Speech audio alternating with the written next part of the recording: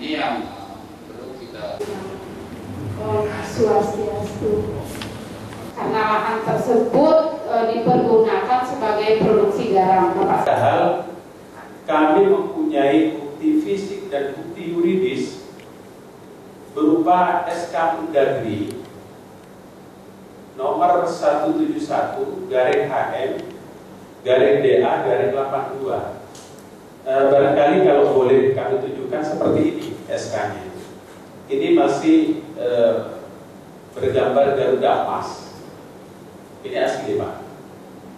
Nah, akan tetapi memang sebenarnya sudah disetujui oleh panitia untuk diberikan haknya. Tapi ketika kami proses di BPN, ternyata tanah tersebut sudah dikuasai PT TAD. Proses untuk menguasai tanah yang kami garap itu bagaimana? Ini yang kami timbul tanda tanya. Kok tiba-tiba PT TAD yang pusatnya di Surabaya menguasai tanah tersebut tanpa kami mengetahui prosesnya itu bagaimana? Ini merupakan tanda tanya besar. Pada tahun 2009 tanah tambak yang kami garap itu sempat keluar SPPT-nya. Akan tetapi lagi-lagi PT TAD itu keberatan terhadap SPPT yang dikeluarkan atas nama warga masyarakat yang menggarap tanah tambak tersebut, sehingga dengan upayanya mendekati pemegang kekuasaan mulai dari tingkat desa sampai ke kabupaten, maka SPPT yang sudah keluar pada tahun 2009 itu dicabut kembali, dan tahun 2010 SPPT tersebut sampai sekarang tidak keluar lagi karena klaim dari PT TAD tersebut. Kemudian yang aneh lagi, pada tahun 2015 pada saat itu Badan Aset Daerah itu mengeluarkan semacam keputusan bahwa tanah yang kami garap itu adalah masuk pada tanah aset Pemda yang atas nama PT Coral Park. Nah, PT Coral Park ini siapa itu? Saya tidak pernah tahu Coral Park itu ada di mana, kantor pusatnya di mana. Saya tidak pernah tahu ini. Itu gambar yang dilansir oleh Badan itu aset Pemda itu. Kami sempat lihat ini. Di sana tanah yang kami garap sudah diarsir sebagai tanah yang dikuasai oleh PT Coral Park. Ini yang mana yang benar? Pertama dikuasai oleh PT TAD, kemudian dikuasai oleh PT Coral Park, dan lagi-lagi kami sebagai masyarakat kecil jadi korban. Jadi ini, makanya dalam hal ini kami mohon kejelasan, karena terus terang tanah tersebut sejak tahun 60-an sampai sekarang tetap kami garap, tidak pernah dialihkan, tidak pernah dijual belikan kepada siapapun. Tetapi ketika mengajukan permohonan, kami terganjal oleh klaim-klaim baik TAD maupun Coral Park tersebut. Untuk itu kedatangan kami ke sini mengajukan permohonan kepada yang terhormat bapak-bapak wakil kami DPRD Provinsi, bagaimana bisa menjadi mediator agar kami itu bisa jelas status kami itu. Kami juga menginginkan bagaimana anak cucu kami juga punya masa depan, karena itu merupakan satu-satunya sumber pencaharian kami di desa kami. Demikian yang bisa kami sampaikan. Om Sakti Sakti Sakti Om.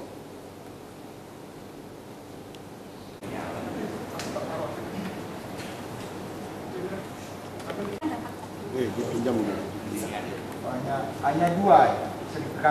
Yang kedua sekarang yang sama. Yang ada kopi yang sama. 5. Tahun 2019. Ya. Di atas. Itu berdasarkan kerjasama pemanfaatan dari Pemkab Buleleng dengan pihak PT, sehingga diterbitkanlah HGB tersebut atas nama PT Rapat Agung Permai, Coral Park, termasuk PT TAD.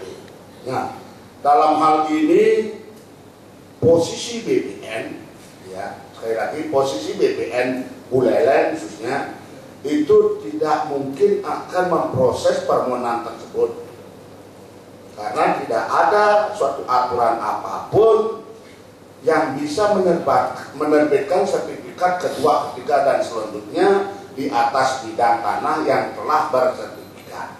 Nah, ini untuk dimaklumi para penggarap ataupun masukan kepada Ketua Komisi 1 beserta anggotanya bahwa BPN tidak bisa menerbitkan sertifikat di atas bidang-bidang tanah yang telah bersertifikat.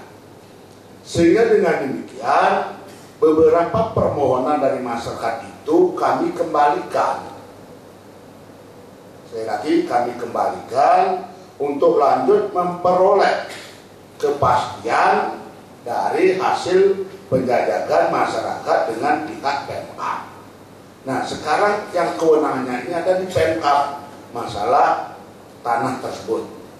Kalau saja misalkan dari Pemkab ada pelepasan hak, tentunya dengan usulan DPRD Buleleng kami siap untuk menindaklanjuti. Nah, sampai saat ini kami masih menunggu itu, Pak. Masih menunggu hasil koordinasi antara petani penggarap dengan pihak Pemkab sebagai nanti dasar saya atau acuan saya, pedoman saya untuk menindaklanjuti permohonan dari para petani penggarap tersebut atau peraturan yang berlaku. Seperti tadi di Komisi 1 Bapak Ketua mengatakan jauh dari unsur politik. Nah, kami minta payung hukumnya itu, Pak, sehingga kami tidak nanti ada masalah.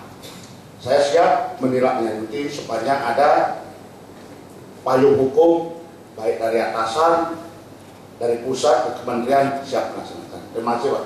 Waktu saya kembalikan. Oh, ini tanah Pemkab, HPR. Di mana HPR-nya? Coba baca pertanyaan tanahnya. Di mana GS-nya? Ibarat kalau lupa. Di sini ada bukan HPR. Saya mau tahu. Kemana cari HPR kalau nggak ada di data? Ini bukan produk kok. Ini jilid kertas yang tidak nyambung, tidak ada relasinya. Mohon siapapun berkata harus ada data. Dan langsung kita bisa menilai kata-kata sehingga kita dicek di dalamnya itu apa-apa, Pak. Yang diterangkan yang objeknya nggak ada. Sebagai dasar acuan, Pak. Jadi ada dua dokumen yang berbeda. Di sana ada unit tanah, ada penjelasan itu tidak benar itu karena tulis PGU itu. Nah, siapa tulis kita tidak tahu juga. Ini ada perbedaan. Kalau gambar APL misalnya ini, Pak, ini tidak di sini, ini di dalamnya arsip. Ini yang sebenarnya ini. Di dalam itu Pak milik siapa? Pak milik perorangan dulu sudah dibeli oleh PT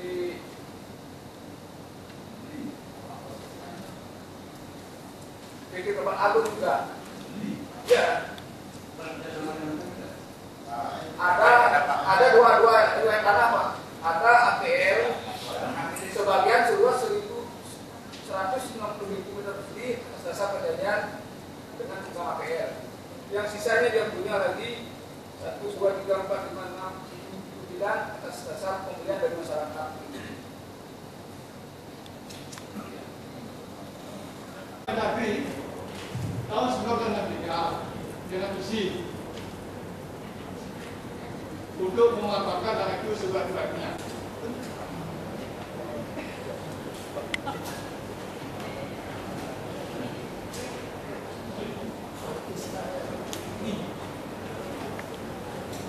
Sebenarnya keputusannya harus ada di Pemkab Kabupaten Buleleng.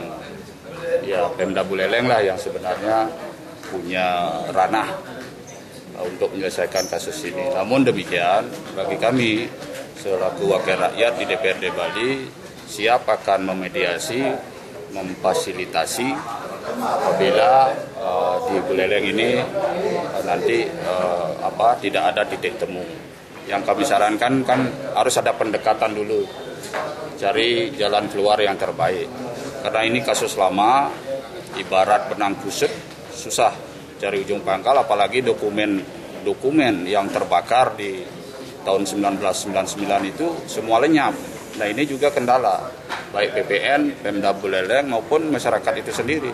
Karena dokumen aslinya sama sekali nggak ada. Nah ini kendala besar sebenarnya.